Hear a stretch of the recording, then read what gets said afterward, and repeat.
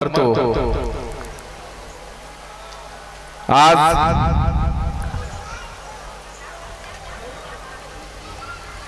राष्ट्रीय गोंडवाना महाअधिवेशन एवं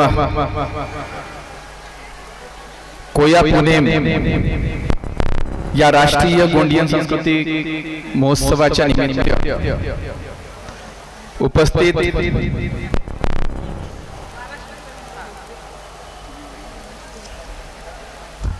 आमच्या या भागाचे खासदार सन्माननीय डॉक्टर नामदेवराव किरसान यांचे सुपुत्र आमचे मोठे बंधू सन्माननीय दुष्यंतजी किरसान साहेब, मंचावर उपस्थित जिल्हा परिषद गोंदियाच्या सदस्य सन्माननीय विमलताई कटरे, जिल्हा परिषदेच्या माजी अध्यक्ष आणि वर्तमान सदस्य सन्माननीय उषाताई मेंढे, या प्रसंगी उपस्थित सन्माननीय विनाताई कटरे, सभापती पंचायत समिती सालेकसा, नगर पंचायत सालेकसाचे नगराध्यक्ष सन्माननीय विजयजी पुंडे, सन्माननीय संतोष बोहरे, नूतनताई सोनावणे, सन्माननीय राजूजी काळे, सन्माननीय गिरिजाजी विके, आमच्या सोबत आलेले गडचिरोली नगर परिषदेचे विरोधी पक्षनेते सन्माननीय रमेश भाऊ चौधरी, काँग्रेसचे नेते सन्माननीय रजनीकांतजी मोडगरे, सन्माननीय नदीमजी नातानी, आमचे युवक काँग्रेसचे जिल्हाध्यक्ष सन्माननीय नितीजी राठोड आणि मंचावर उपस्थित सर्व गणमान्य मंडळी,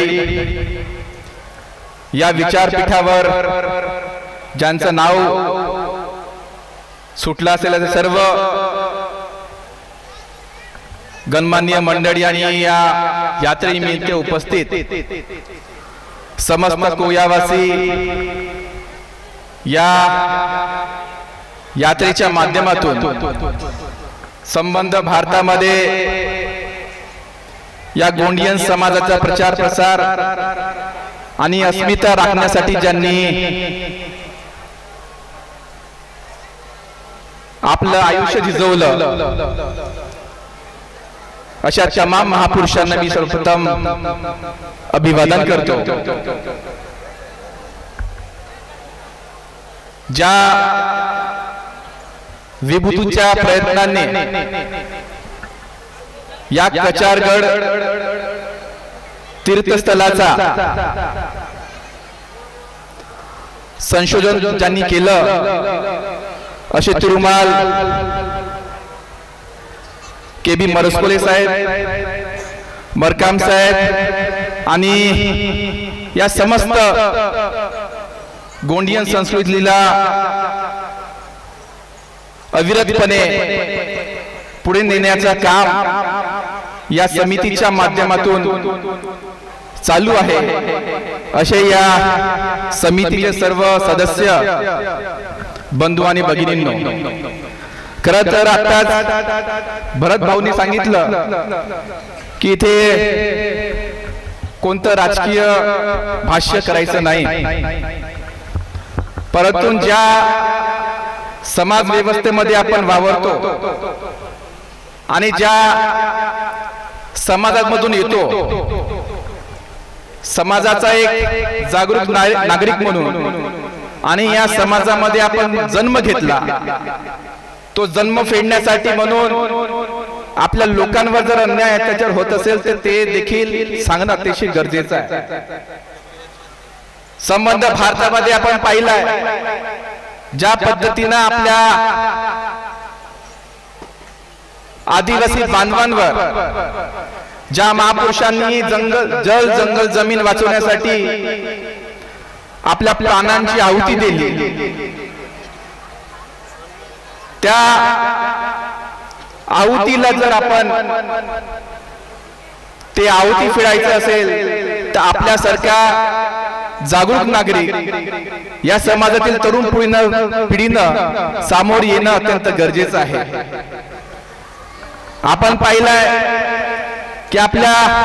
भारतामध्ये अनेक राज्य असतील, मग ओरिसा असेल, आसाम असेल, झारखंड असेल, छत्तीसगड असेल, अशा अनेक आदिवासी बाहुल राज्यांमध्ये ज्या पद्धतीचा अतिक्रमण आणि या भूमी अधिग्रहणाच्या माध्यमातून ज्या लोकांनी या जल जंगल जमिनीचं संरक्षण गेली अनेक वर्ष करत आलेले आहेत, तो त्यांचा हक्क बाधित ठेवण्यासाठी म्हणून आपल्याला येणाऱ्या काळामध्ये लढा द्यायचा आहे. आपल्याला जातीच्या नावाखाली आदिवासी गैर आदिवासी असा भांडण लावण्याचं काम अनेक राज्यकर्ते अनेक लोक करत आहेत. अशा या वातावरणामध्ये एक समाजाची आपुलकी आणि समाजाचा एकत्रीकरण करण्यासाठी म्हणून आपला संबंध लोकांना एकजूट येऊन एक नवी क्रांती घडवायची आहे. त्या काळामध्ये भगवान बिरसा मुंडांनी जो जल जंगल जमिनीसाठी लढा दिला, आपल्या प्राणाची आहुती दिली, त्याच पद्धतीची क्रांती येणाऱ्या काळामध्ये आपल्या समाज बांधवांना करायचं आहे. त्यांनी इंग्रजांनी जे आपल्या लोकांवर अन्याय अत्याचार केला ते करत असताना त्याला कुठेतरी लढा दिला पाहिजे, म्हणून त्यांनी जे राज्यकर्ते होते त्या काळचे इंग्रज होते, त्या इंग्रजांची संस्कृती आधी जाणून घेतली. तर संस्कृती जाणून घेत असताना त्यांनी त्या काळी शिक्षणाचं महत्व त्यांना समजलं आणि म्हणून भगवान बिरसा मुंडांनी काही काळासाठी धर्म परिवर्तन केलं, ख्रिश्चन धर्म स्वीकारलं आणि त्यांनी शाळेमध्ये दाखला घेतला, शिक्षण घेतलं. त्यांनी आपल्या संस्कृतीचं, आपल्या लोकांवर होत चाललेल्या अन्यायाचा अभ्यास केला आणि या कुप्रथेबद्दल, या कुशासनाबद्दल त्यांनी आवाज उठवला आणि म्हणून त्या काळी त्यांनी शिक्षणाचं महत्व त्यांनी कळून दिलं. आणि या काळामध्ये देखील आपल्या तरुण युवकांना, जे युवक अनेक व्यसनाधीन झाले आहेत, मग दारू असेल, खर्रा असेल, बाकीच्या गोष्टी असतील, या सर्व व्यसनाच्या माध्यमातून आपण कुठेतरी आपली संस्कृती जे आपल्या महापुरुषांनी एवढ्या वर्षापासून जपून ठेवलं ते कुठेतरी आपण गमावत आहोत. आणि म्हणून येणाऱ्या काळामध्ये, त्या काळामध्ये ती आपल्या महापुरुषांनी तीरकामट्याच्या माध्यमातून क्रांती आणली, परंतु येणाऱ्या काळामध्ये आपला तरुण युवक हा शिक्षणाच्या माध्यमातून क्रांती करेल ही अपेक्षा या ठिकाणी करतो. आणि येणाऱ्या काळामध्ये संपूर्ण समाज एकत्रित येऊन ज्या काही गोष्टी आपल्या समाजावर घडत आहेत त्याचा प्रतिकार करण्यासाठी अशा प्रकारच्या कार्यक्रमाच्या माध्यमातून जी कार्यक्रम आपली संस्कृती जोपासण्याचा अविरतपणे काम करत आहे, या कार्यक्रमाच्या माध्यमातून आपण कराल आणि आपला समाज संघटित होईल हीच अपेक्षा येणाऱ्या काळामध्ये या मंचावरून करतो. आणि इथे उपस्थित सर्व भाविक भक्तांना या कचारगड यात्रेच्या माध्यमातून एक चांगला संदेश आणि या नवीन वर्षामध्ये एक चांगला उद्देश घेऊन आपण येणाऱ्या काळामध्ये वर्षामध्ये पदार्पण कराल हीच अपेक्षा करतो आणि आपली रजा घेतो. जय हिंद, जय श्रीराम. धन्यवाद साहेब. या कार्यक्रमाच्या माध्यमातून